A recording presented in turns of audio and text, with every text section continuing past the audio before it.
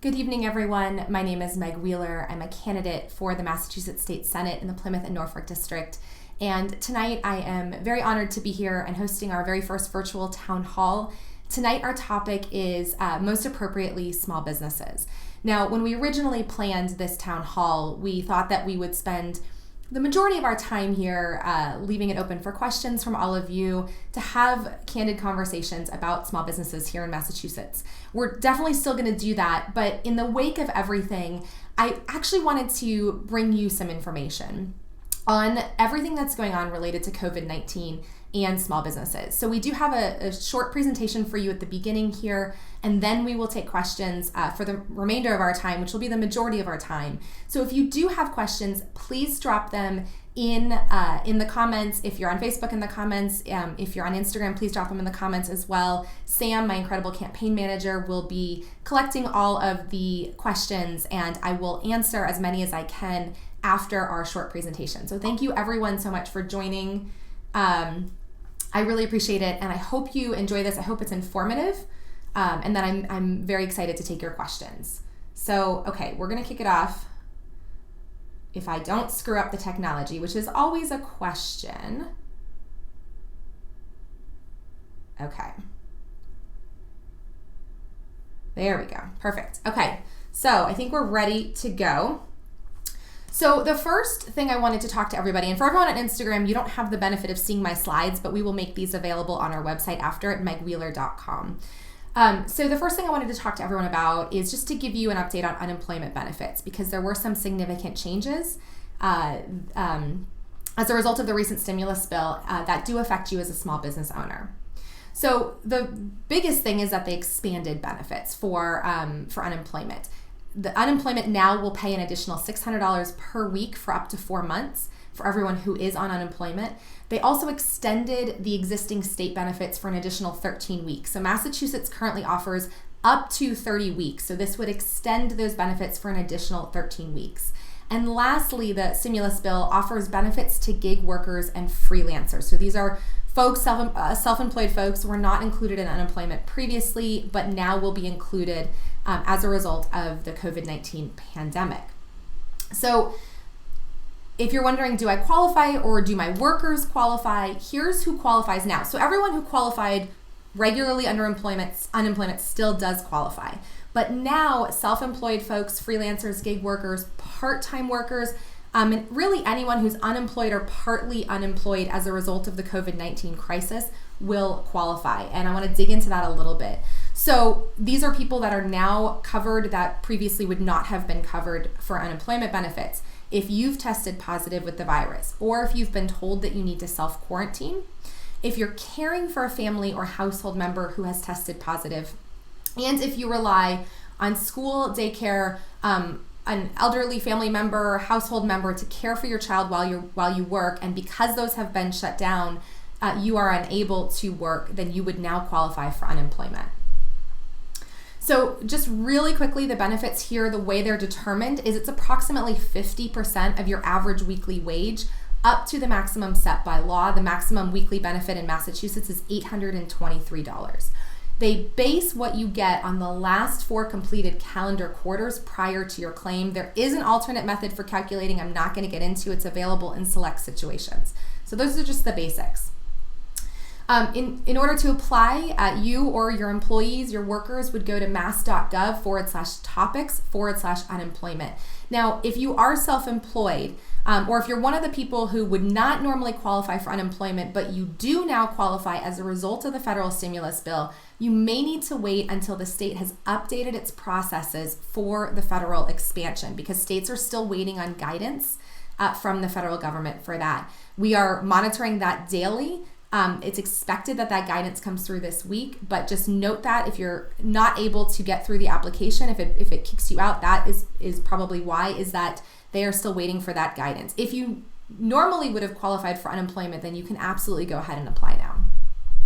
And again, if anyone has any questions, please put them in the comments. I will take questions at the end of this, where most of our time here tonight will be questions, but I did just want to give everyone an update on the different aspects of the benefits and financial packages out there for small businesses right now.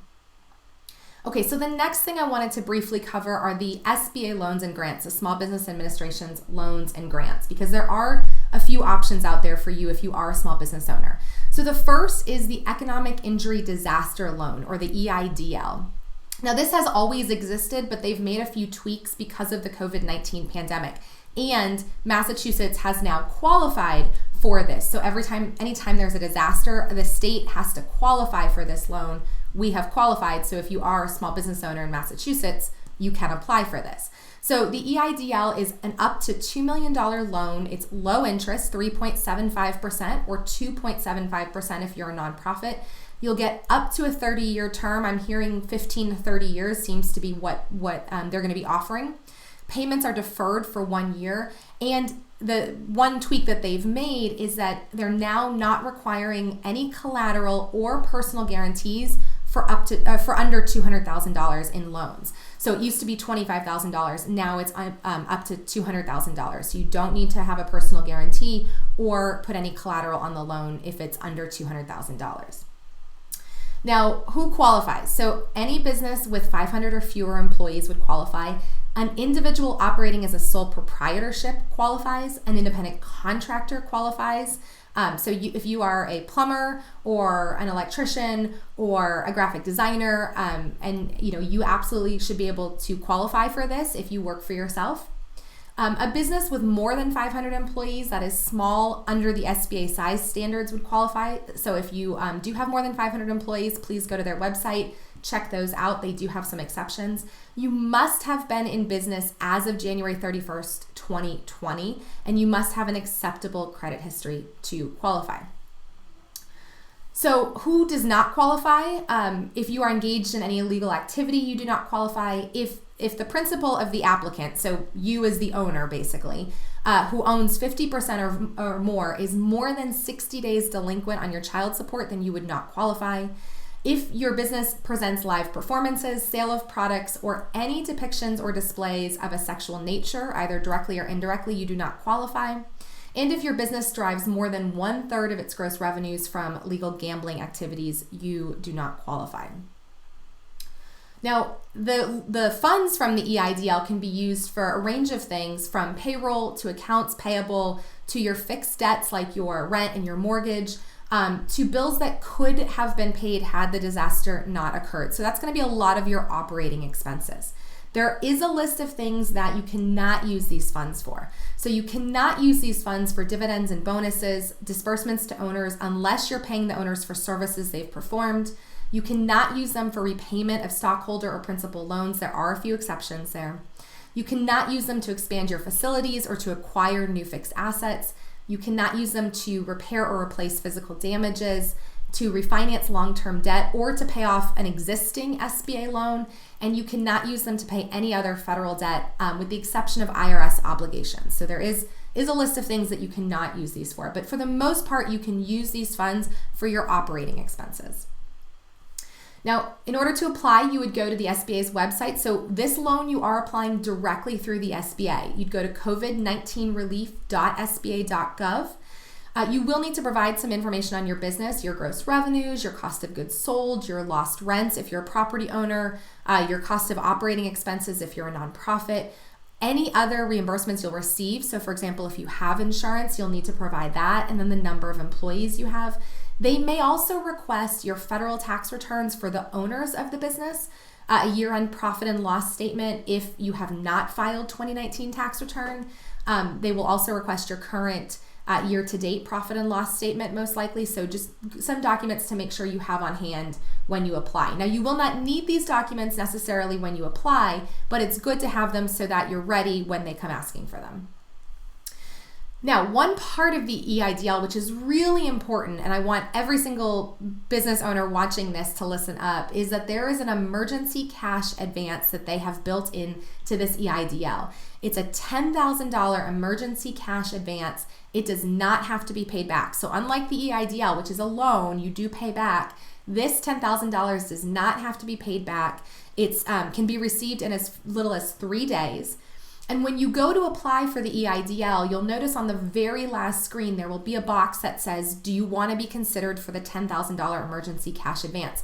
All you have to do is just check that box, and that's how you'll be, that's how you will apply for this emergency cash advance. So it's super easy. I highly recommend you doing it. And frankly, I think the best part about this is you do not have to repay this cash advance if your loan is ultimately denied.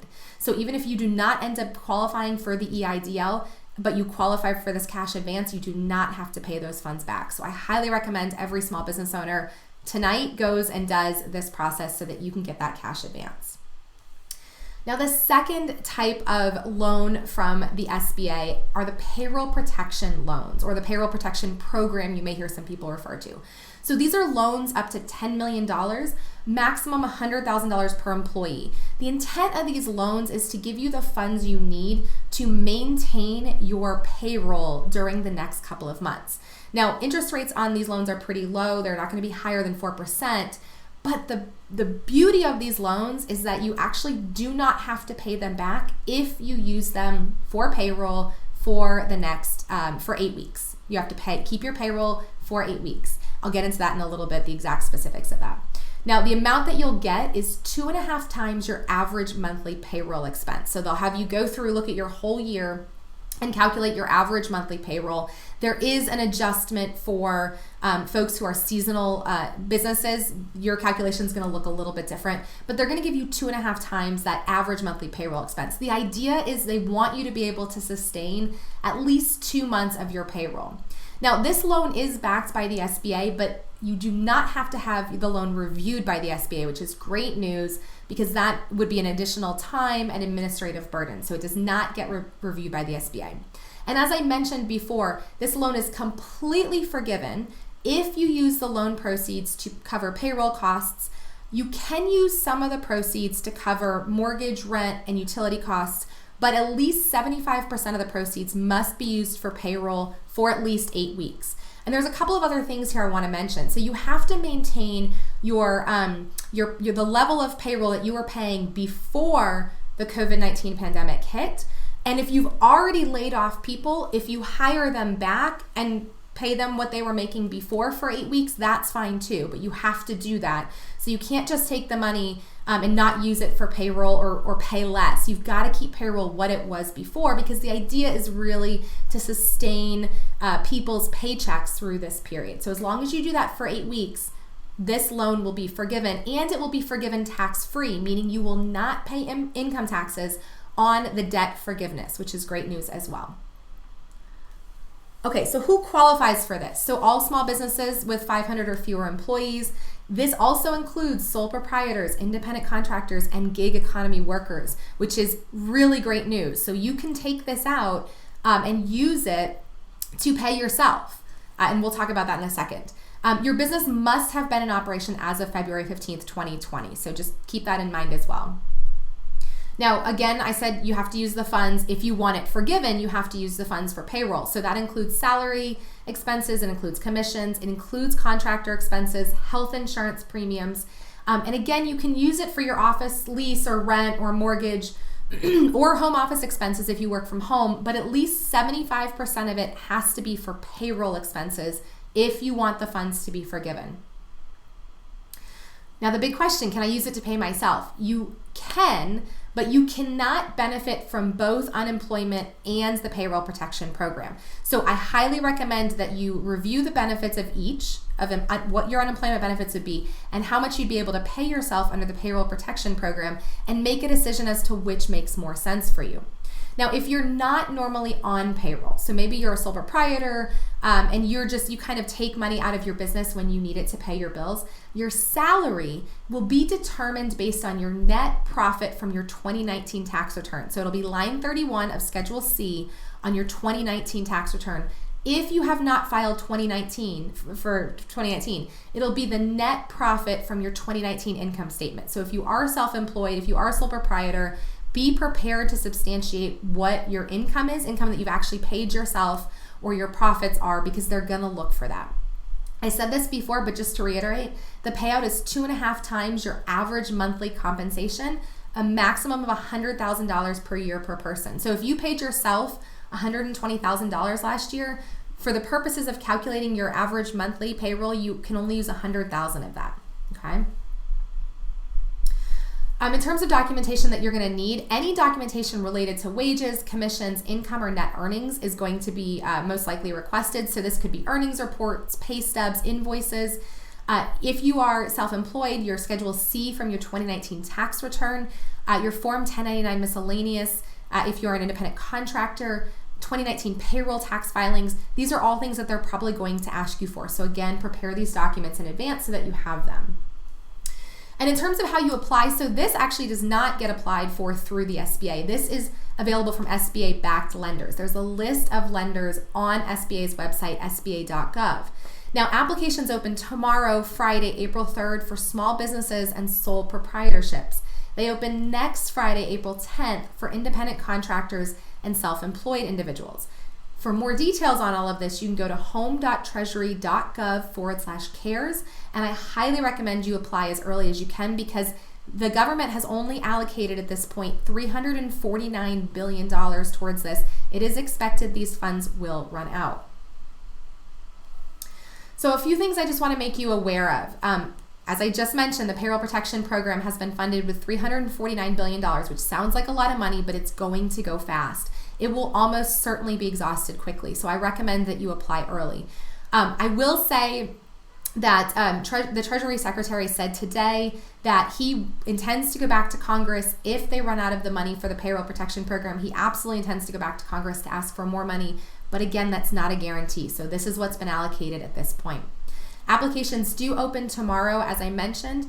Lenders have already expressed concerns over whether or not they'll be ready to take applications, both because they say they haven't received guidelines from the government and also because they say there are unanswered questions about how they're exactly supposed to approve and administer these loans. So one of their concerns is who actually bears the risk of applicants lying on their applications. Is it going to be the bank, the lender, or is it going to be the government? So there are still a lot of unanswered questions. Again, the Treasury Secretary today held a press conference and said that they are working around the clock to get these answers to the banks, that they believe that banks will be ready tomorrow, but the banks are not as confident. So if you show up tomorrow expecting to apply, just be prepared for the fact that the banks may not in fact be ready for you. That said, loans will be processed in the order they're received. So I do recommend that you show up early and you try to be the first person and you get your application in as quickly as you can. And banks are saying that at this point, it's likely that they're going to favor existing customers, both because of the lack of funds available, but also because of this concern over who bears the risk over vetting borrowers. And so banks are more likely to work with borrowers that they already know and are already customers of their bank than new customers that they aren't familiar with. So keep that in mind as well. So the first place I would go is to the bank that you bank with, and then work from there. Now we're almost done. I just have a couple more things I want to go through. And again, if you have any questions at all, please put them in the comments. I'm happy to answer them when we get to our Q&A. So the next thing I want to briefly run through are some tax credits that help small business owners. The first is the payroll tax deferral. So employers and self-employed individuals can defer their payment of the employer's share of payroll taxes that are owed on wages for the rest of this calendar year. The taxes will be due in 2 installments, 50% by December 31st, 2021, and 50% by December 31st, 2022. Another thing to help out small business owners, and frankly all of us, is the federal income tax extension. So income tax filings and payments, including quarterly estimated tax payments, have been extended through July 15th. This is on the federal level. We're going to talk about the state in a second when we get to state things, but the state has followed suit here in Massachusetts as well. So you do not need to file or pay your tax return until July 15th. You do not need to make your quarterly estimated tax payments that would normally be due in April and June. You do not need to make those until July 15th. That said, if you are expecting a refund, I would highly recommend that you file your tax return now. In normal situations, the IRS takes about 21 days to get you your refund check. They have already said that there are likely to be delays because they have to cut a lot of checks with the stimulus checks going out over the next few months. They have got to cut a lot of checks. They've got to do a lot of review. of these tax returns. And so they are saying to expect for some delays. So I would get your return in quickly if you're expecting a refund. Otherwise, you've got until July 15th. There are a couple of credits I want to talk about, tax credits. So there's the employee retention credit. Excuse me. The idea behind this is, again, to help employers retain their employees during this time. It's a fully refundable tax credit for eligible employers. We're going to talk about what that means. It covers 50% of your qualified wages, and that includes qualified health plan expenses. It applies to wages paid between March 12th, 2020 and December 31st, 2020.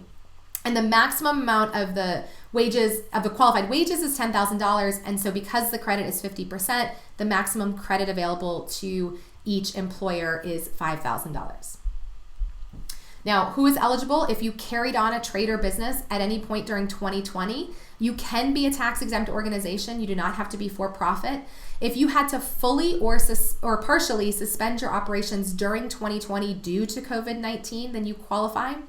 If you experience a significant decline in your gross receipts, and they're defining significant decline as at least 50% over the same period in 2019. So you would look at Q1 and compare it to Q1 2020, compare it to Q1 2019. Similarly, Q2 2020, compare it to Q2 2019. This is not eligible with the Paycheck Protection Program. So if you're doing the Paycheck Protection Program, you cannot take this credit, and vice versa. So how do you get the credit? It's a credit against the employer's portion of Social Security taxes. So it's fully refundable. You will receive a refund if your total Social Security tax liability for the quarter is smaller than the credit. So if your credit is $5,000 and your Social Security tax liability is only $2,000, you're going to get $3,000 in cash back. You will report this on your Form 941, the employer's quarterly federal tax return. You'll report both the qualified wages and the related credit on that form. Now, there's another credit out there for employers, for small businesses as well. This came out of the Families First Coronavirus Response Act, FFCRA. This provides small and mid-sized employers refundable tax credits that reimburse you for the cost of providing paid sick and family leave wages for leave related to COVID-19. So as part of the FFCRA, the government mandated that businesses needed to provide certain medical and family leave as a result of COVID-19. This credit is helping you offset that cost. So with this credit, workers may receive up to 80 hours of paid sick leave. With this act, workers may receive up to 80 hours of paid sick leave for their own health or to care for others. And then they may receive an additional 10 weeks of paid leave to care for a child whose school or daycare or caregiver is unable or closed down because of COVID-19. So if you are mandated to provide either that 80 hours of paid sick leave to an employee or the additional 10 weeks of paid family leave, then this credit is for you. So again, who is eligible? Businesses with fewer than 500 employees. You must provide your employees with this paid sick, family, or medical leave related to COVID-19. So this is not for normal leave that you provide. This is just COVID-19 related. And it's for wages paid between April 1st, 2020 and December 31st, 2020. Now, the credit is a fully refundable tax credit for 100% of the amount that you pay for either the required paid sick time leave or the paid family medical leave, or both. It includes your share of Medicare. It also includes the cost of maintaining health insurance for the employee. The employer is not subject to the employer portion of Social Security on these either family leave or sick leave wages. So you're not getting a credit for that because you're not required to pay the Social Security tax on that. But essentially 100% of what you're paying to your employee under either the family leave or the sick leave will get a credit. Now, the way you get the credit, similar to the other one, is it's a credit against your portion of Social Security taxes for the employee. It's fully refundable. So again, you will receive a refund if your total Social Security tax liability is smaller than your credit. In this case, you do need to request an advance payment if you haven't paid in sufficient Social Security tax to cover the credit. So if you've only paid in $2,000 of Social Security tax this year, and your credit is $5,000, to get that additional $3,000 back, now you will need to file a request for an advance payment. It's a pretty straightforward process. So the IRS has a form for that. It's fairly simple. Okay, so the last thing I want to cover before we go into our Q&A is what's happening at the state level to support small business owners. So there is a bill in the Senate right now, Senate Bill 2888, Business Interruption Insurance. This is filed by Senator Jamie Eldridge. It requires insurance companies to fully cover the loss of business for qualifying restaurants until the emergency declaration is lifted. Now, the reason this is out there is because a lot of business insurance policies have two rules that currently are creating issues for small business owners. The first is that a lot of policies exclude coverage of business losses due to viruses. The second is that a lot of insurance policies require that there actually be physical damage to the property. Of course, neither one of those works in this situation, right? So Senator Eldridge's bill would require the insurance companies to actually cover the business's losses at this point. Now, there is also, let me say a couple more things on that. This would also allow insurers to pay claims by applying for reimbursement from designated state funds. So insurers aren't completely on the hook for this, but they would need to apply for these reimbursements from this state fund that's being set up.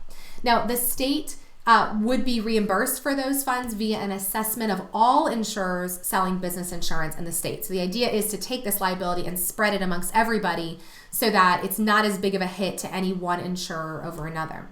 This would be limited to businesses with 150 or fewer full-time equivalent employees. So really true small businesses. Now there is another, you know what? I actually want to go. I'm going to skip to this one first. Nope, just kidding. Sorry, we're going to go to this one. Okay. There is another bill in the Senate that I wanted to talk about, which is Senate Bill 2621. This is an evictions and foreclosures moratorium. So this bill blocks evictions ordered by judges for up to 90 days. It prevents landlords from charging late fees or penalties for missed rent payments during this crisis. This bill has been referred to the Joint Committee on Housing, and I'm going to explain why in a minute. There were several criticisms of this bill so far. The first is that the COVID-19 pandemic likely may last longer than 90 days, or certainly at least the economic recovery may take more than 90 days. The second is that this bill does not prevent landlords from actually filing eviction cases. Now, the courts are currently closed and tied up, so it's unlikely those cases would go anywhere anyway, but opponents have said that we shouldn't even be worrying about people filing these right now. It's creating undue stress and burden for tenants. So the House has filed a similar bill, 4935. It goes a little bit further, though, than the Senate bill. So this blocks court-ordered evictions in most cases for 30 days after the state of emergency is lifted. So as you can see, potentially the timeline on this is significantly longer if the state of emergency goes on for longer than 90 days. It also prevents landlords from sending notice to quit letters to tenants during this time. Again, that was one of the criticisms of the Senate bill, is that landlords can still move forward with legal action. So again, this bill goes further than the one that was put out by the Senate last week. The two bills will likely be combined. That's why it's now in this joint committee. So they'll likely be combined before going to Governor Baker for his signature. We will, of course, let you know as soon as we know what's going to be in the final bill. Some other legislation just to be aware of that's going on right now. Out of the House, 4593 extends the income tax filing deadline to July 15th in line with the federal extension. That's still pending, but we don't foresee any issues with that actually being passed. Frankly, one of the biggest challenges right now is simply the fact that the House and Senate cannot meet in person. So not as many things are getting passed because they're having to take precautions. The second to be aware of is a Senate Bill 2599. This authorizes the waiver of the 1-week waiting period for unemployment benefits. This was actually done a few weeks ago. It's already been enacted, so there's no longer a 1-week waiting period if you are filing for unemployment. The next is 4950 by Rep. Miranda, and this provides emergency access to equity and justice for all in response to COVID-19. This legislation is pending. I think it's incredibly important, and I support it. And the last is 4945 by Rep. Gouveia, provides emergency cash assistance in response to COVID-19. So she has been very vocal about the fact that while the federal stimulus is important, it does not go far enough. And so she's put a bill out there to extend and expand the emergency cash assistance. So at this point, I want to turn it over to questions. Let me see if I can get myself back up here for a second. Perfect. Okay. I want to turn it over to questions, and then let me go ahead and put up, our campaign has put together a resource. Let's see if I can do this. Put together a resource on our website, megwheeler.com/COVID, that has important information and resources for small business owners. So I highly recommend you check it out. We're continuing to update it as we get new information. But at this point, I'm going to turn it over to questions. And I know Sam's been diligently putting these questions in here. So I'm going to go through and answer some of these. Okay. So, excuse me. Let me just pull open this document. Bear with me. And again, please drop your questions in the comments. Let me go ahead and pull up.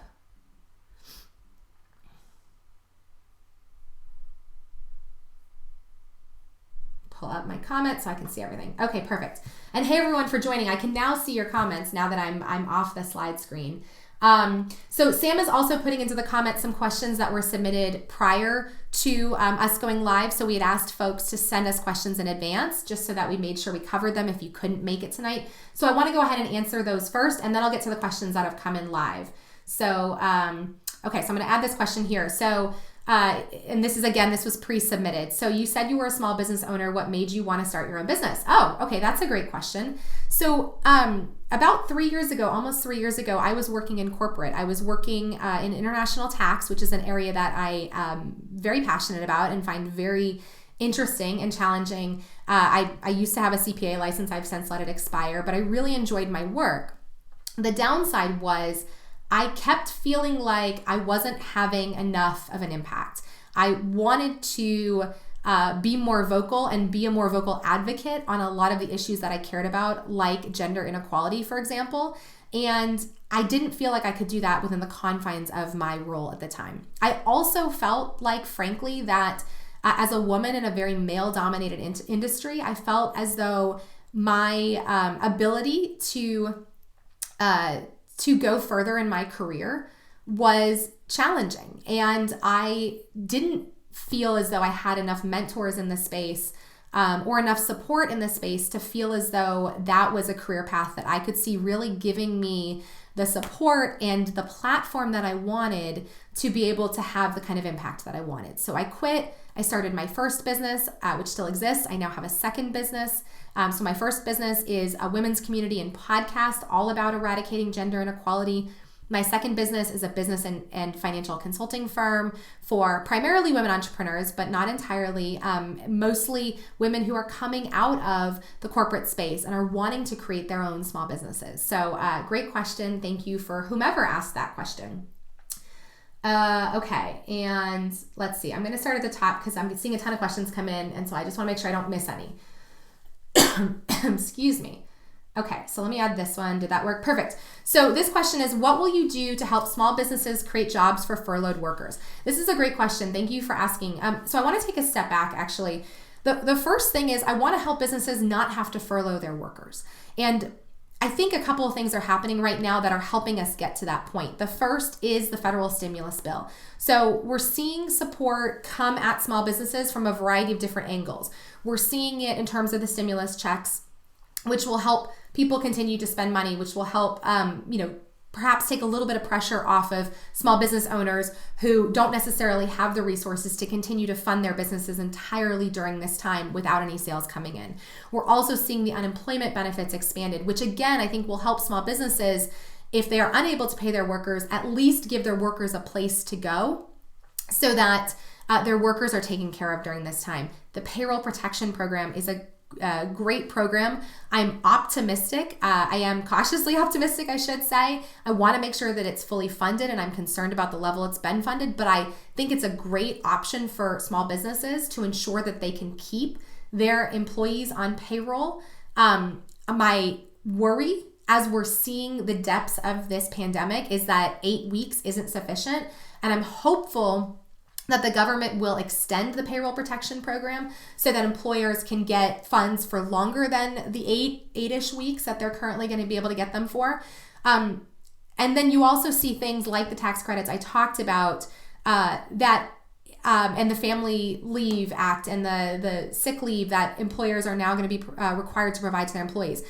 All of these things are designed to help companies not have to get to that point where they furlough their workers or they have to lay them off. Now, I know a lot of companies have already done that in reaction to everything that's been going on. My hope is that a couple of things are going to happen. One, you're going to see some companies roll that back. I actually already know of some companies who have said we're going to be rolling back our furlough plans or our layoff plans in light of what's come out with the federal stimulus bill. But secondly, that because unemployment has been expanded, that a lot of folks now will have the funds they need to get through this time. Now, unemployment isn't the best answer in the world. It's not always going to be 100% of what you were making before, but it gets us a part of the way there. Then you add on the stimulus checks, which gets us another way there. I am fully supportive of Rep. Gouvea's plan to give additional financial assistance to folks in Massachusetts. I also know that we have reps at the federal level who are fighting for additional funds. And the House in particular, the House Democrats are fighting to get additional funds into people's pockets. So that's, to me, is actually the more important piece, is how can we help businesses not disrupt their employee workforce right now? Unfortunately, we know there are going to be some disruptions. There already have been, and we may not see all of those roll back. So I think what's going to be incredibly important is that our government ensures that there is money being put into resources for job seekers. So whether that is actual training and employment programs, or actually putting money into industries to help them stay afloat and help boost them up so that they can continue to hire when this all is over. Now, there's already been money in the most recent stimulus package to help some certain industries, like airlines, for example. So, and let's be clear, as part of that stimulus package, they cannot take that money if they lay off their people. So they have to keep their people employed. That is the intent of those funds. So hopefully those people retain their jobs. The House Dems are currently talking about another stimulus package, potentially focus on infrastructure to create jobs over a period of time. I've heard 5 years out of the House. I've heard President Trump is calling for 10 years. Unclear where that will land. But I think that's what's going to be really important. So it's a two-part thing. It's focusing on helping our small business owners now so they don't have to furlough or lay off their employees. And then it's providing resources for once this is over to ensure that companies feel comfortable still hiring, they feel confident in the economy. And frankly, I think we've seen a little bit of that confidence return. You know, the stock market took a huge plunge, but we're seeing it creep back up because the government is acting fairly quickly to at least deal with the financial aspects of this crisis. I'm not going to get into how they've dealt with the other aspects of this crisis, but at least the financial ones.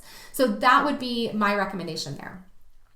Okay, I answered that one. What's the best part about being a millennial running for office? I'm so honored that you recognize that I am a millennial. I'm like at the very top of the millennial. I'm very, very old in the millennial category, but I appreciate being called a millennial. Thank you for that. You know, look, when I was growing up and I saw people in elected office, they were a lot older and they were usually near the, middle to end of their careers. They had a lot of experience. And so for me, what that said was, you can't be an elected official until you've done a lot of stuff and you've been around for a really long time and you know a lot of things. And what I think is unfortunate about that perception is that people of all ages and all experiences have a lot to offer to the conversation and have a lot to bring to the table when it comes to representing our communities. And so for me, what's really cool about this is that I do get to represent being a millennial running for office, that I'm hopefully showing other people, other millennials, maybe other kids, little girls out there who are seeing me run and saying, oh, okay, if she can do it, then I can do it. And so that for me is the coolest part. Great question. Thank you. Okay, another question that we got in advance. So coming from someone who is at home and working virtually, how can the rest of us support our local small businesses? Oh, I love this question, whoever submitted this.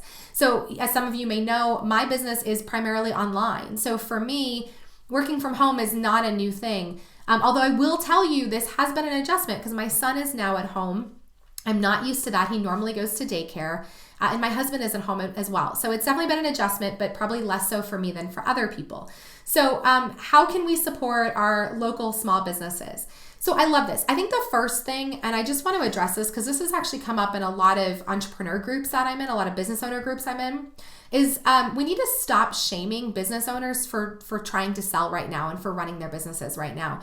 It's very interesting because I've seen both sides of it. On the sort of local restaurant, coffee shop side of it, I've seen so many people say, support your small businesses and go buy from them and go support them. But when it comes to other businesses, I've seen a lot of people say, I can't believe they're selling right now. I can't believe they're selling me an email about, or sending me an email about trying to buy their product right now. And I think we've got to get rid of that perception because we're all small businesses. We're all trying to get through this. And I think it's important for every small business owner out there, as much as you can, to keep your business in place as much as possible, because when this is over, we will go back and resume life. And I want to make sure that your business is there and it's strong and it's ready to go. And that, the actions you've taken over the next few months haven't made that transition back to normalcy really difficult for you. So that would be my first thing, is absolutely, if you provide value to people, keep offering what you have to offer, keep doing what you do. In terms of supporting local small businesses, I think it's simple things. It's, buying your food from the local stores. It's perhaps eating out a few times a week if you can, not eating out, but getting takeout if you can afford to. When you're going to these places, please make sure that you're tipping if you can afford it. The people working in these restaurants and grocery stores and everywhere are putting their lives at risk for us. They are not able to be at home with their families, and they are in many cases staying employed either because they've been deemed essential or because they need to work. And so please keep them in mind as well. I'll also throw a plug in here. I created personally, the campaign didn't, but I created personally the South Shore Tip Jar, which is a resource for people in our communities to support everyone who's working in the restaurants and the coffee shops. And all of our tipped workers, our dog walkers, our massage therapists, our hairdressers, our nail technicians, to support them through this. So you can learn more about that by going to southshoretipjar.com. You can either donate directly to an individual if there's someone in particular you want to support, or you can donate to the GoFundMe, and we distribute those funds on a weekly basis. So great question. Okay.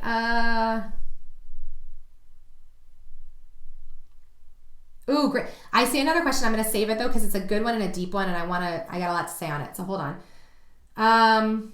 Okay. Jean, you're so welcome. Jean says, thanks for providing this information for companies. You're so welcome. Okay. So let me go back to my Q&A document, because I know I have also got questions over here. So, we talked about that one. Let's see. I just want to make sure I didn't miss anything here. Sam is doing a great job of keeping my questions organized, which is fabulous, and I really appreciate it. So I just want to make sure that I'm catching everything that she's got over here.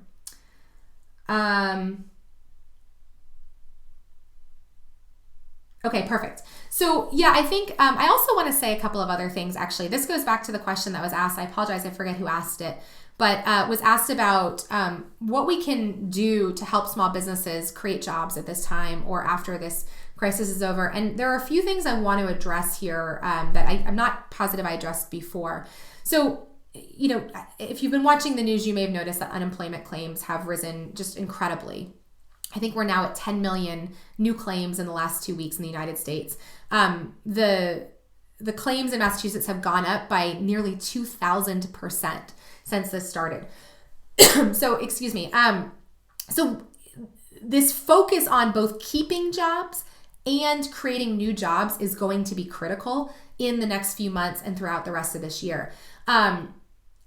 From a small business perspective, it really is just about staying afloat. And that's why the stimulus stuff I talked about before, that's where that's really important.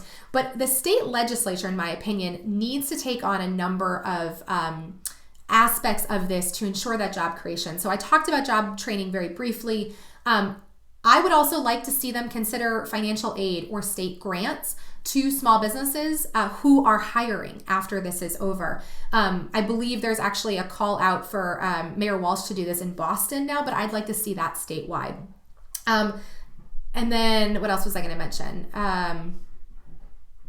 Oh, yes, thank you. It's late and I'm getting a little tired. I also want to see housing be a part of this conversation.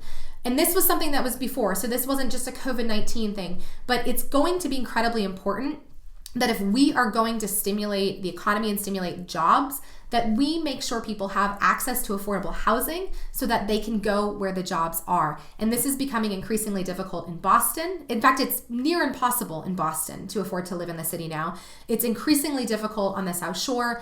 Many of the communities in this district are, at the very top of the list of the most expensive towns and cities in this state, and that's a problem. That's a problem for people. So we've got to do more in terms of getting affordable housing to folks, so that we can make sure they can go where the jobs are and they can afford to live where the jobs are. In fact, it's interesting. I sit on the advisory committee here in Cohasset, and months ago I went on a tour of the fire station here in town, and our incredible chief Sylvia, was telling me.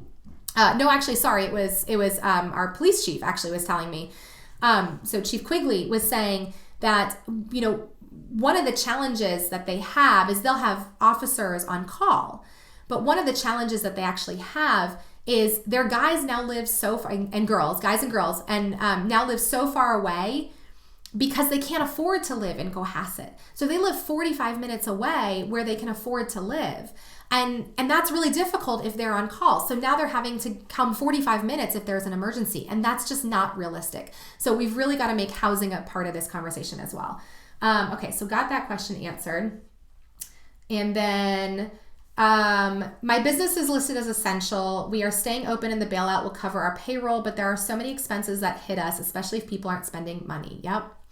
There is no incentive for people to spend money on small business with the limited income they have coming in. Is there anything that can happen when we reopen that will spark spending? This is a great question. I think I've already touched on a bunch of things that that kind of would help with that in terms of reinvigorating the economy. But one thing I want to mention to small business owners, this is something that I'm doing in my business, and it's something that I'm encouraging all of my clients to do right now, is during this time, if you either aren't open at all or are open but are limited in terms of how you can serve your customers and your clients, still be showing up for them. Still be, not physically, virtually, still be showing up virtually for them.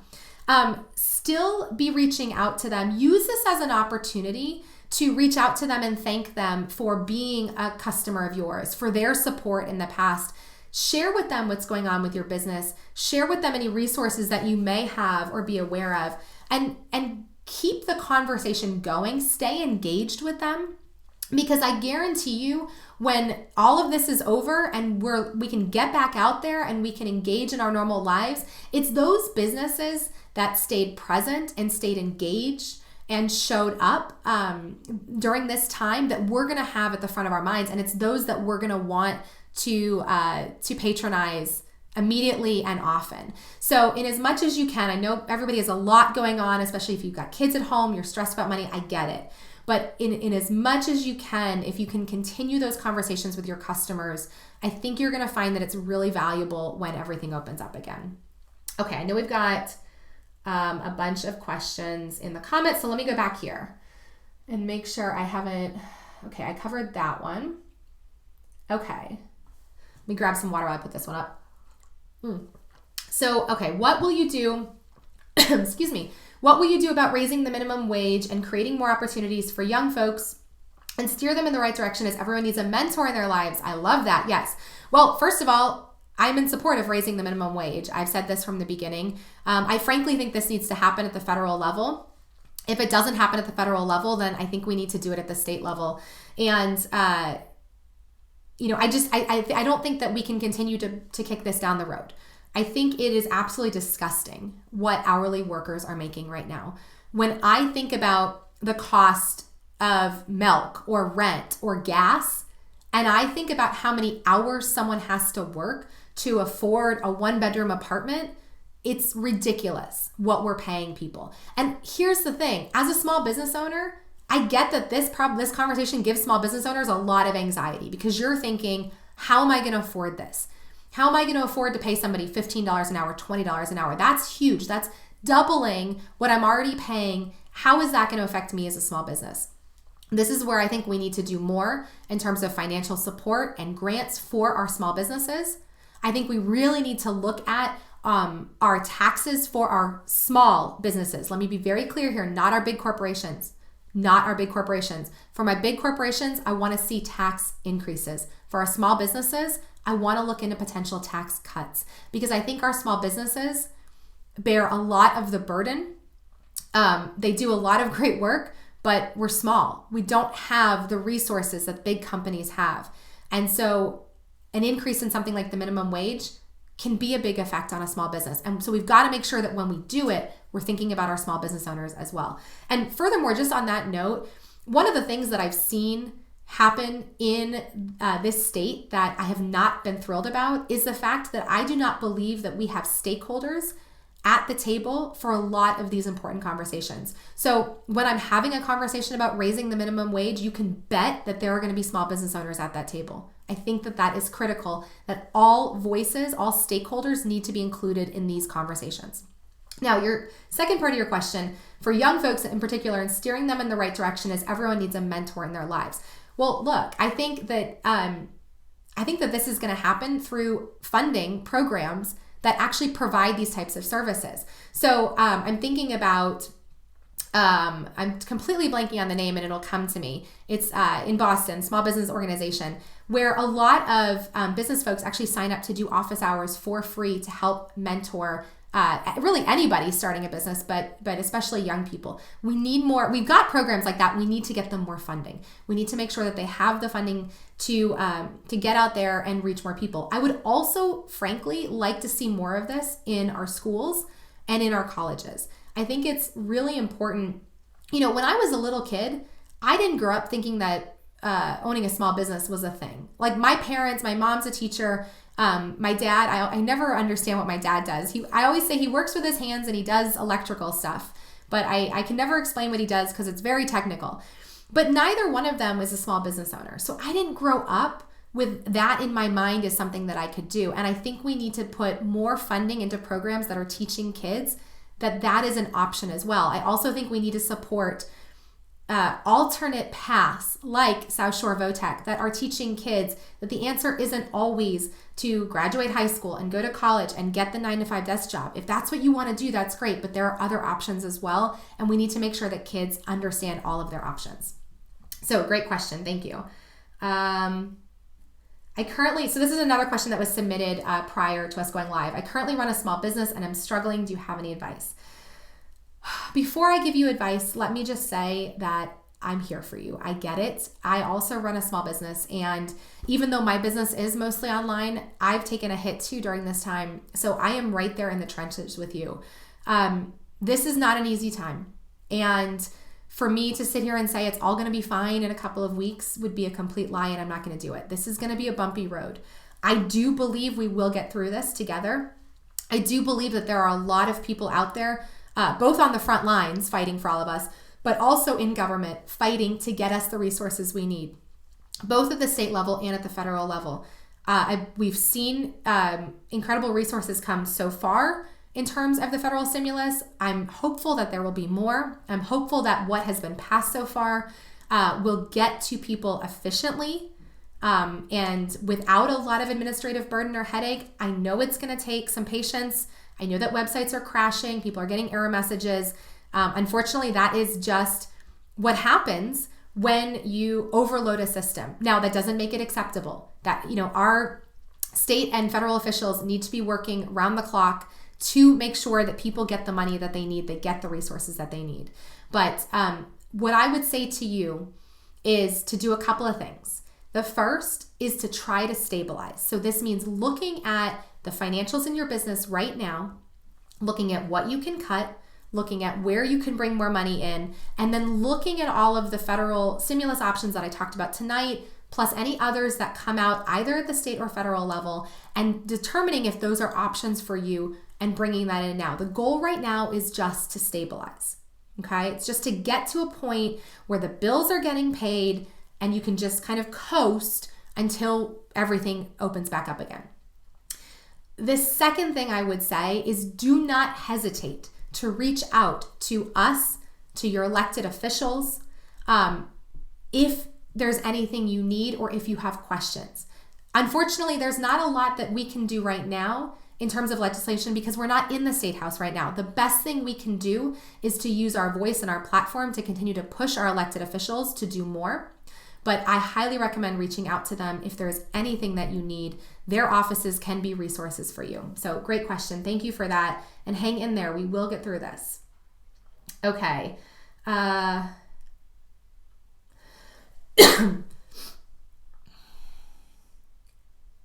Okay, so this is a great question. This is another question that was submitted in advance. What options do we have for health insurance right now? I am going to turn to my notes on this because I've got some numbers I want to give you all and I don't want to botch them.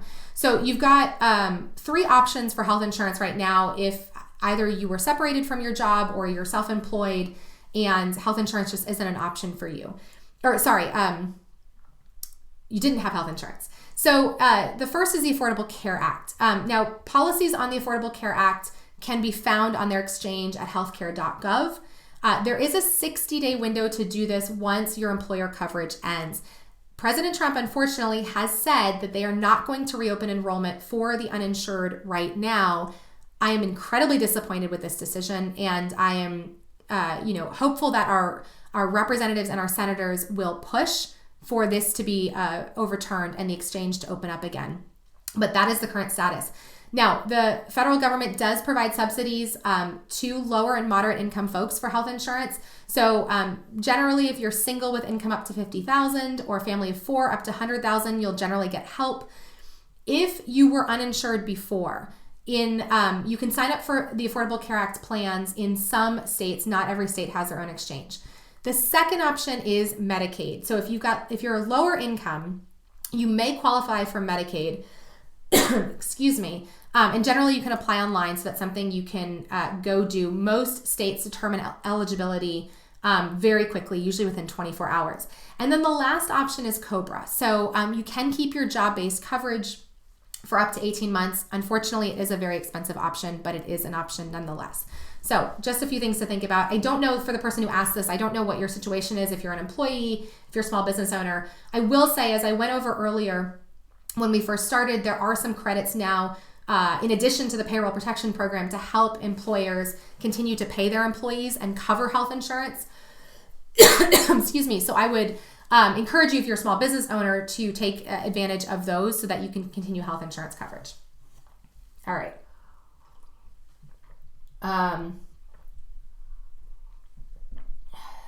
Okay, I see a few questions that aren't small business related. We're going to hold off on those. I promise we will do those, but I want to keep this small business focused. So, and especially because my throat is starting to go. I've suffered from allergies for the last couple of weeks. So an hour is about as much as I can talk before I start coughing. So apologies for that.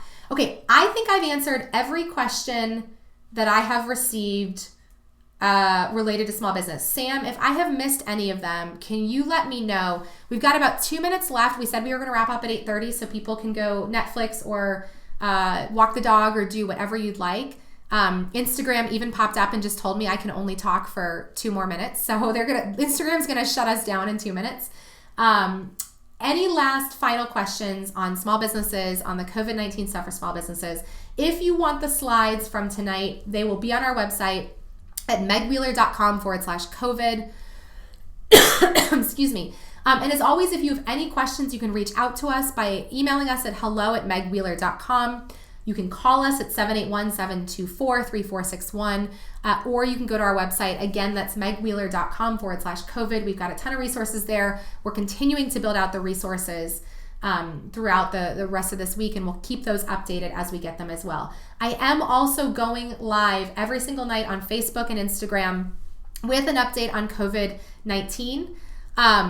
So it'll be live on Facebook and Instagram. It also can be accessed and watched live from our website as well if you go to megwheeler.com/updates. And it gets posted on YouTube after the fact, so you can watch it there as well. So I'll be back doing that tomorrow night. Again, I'm doing it every single night. Last question. What do we as business owners need to do when we reopen and life goes back to normal? Okay, I'm going to pop this one up here. Instagram, I might get kicked off with you guys because it's only letting me stay on for an hour. But this question I will answer on Facebook. So what do we do as business owners when we reopen and life goes back to normal? Honestly, let's get ready for it, because a lot of people are struggling with financially right now. And so when everything opens up, they're not necessarily going to be ready to spend money again. But you know what? A lot of people are going to be ready to spend money again. As business owners, let's be ready for that. Let's make sure that we have the workforce in place to accommodate that. Let's come up with ideas to make sure that we are pulling people in. We are telling them that we are open and ready for business. And like I said earlier, stay in touch with your people. Just because you can't necessarily sell right now or you're not open right now does not mean that you can't be reaching out to your customers, does not mean that you can't be finding creative ways to still stay in front of them and provide value to them so that they remember that you are there. And that is what I would be doing, is focusing on being prepared so that you are ready to go when life opens back up. All right, we've already been kicked off Instagram for talking too long. I'm gonna wrap it up here. Again, if you have a question that was not answered, feel free to drop it in the comments. We will follow up with everyone. Thank you so much, everyone, for being here. It has been such a pleasure. We're gonna do more of these virtual town halls in the coming weeks and months. But we really wanted to get this one out there for all of you small business owners so that you have the information you need to navigate this very uncertain time. Again, we are always here for you. If you need additional resources, you can go to our website at megwheeler.com/COVID. And I hope everyone stays safe and healthy and has a very happy evening. Good night.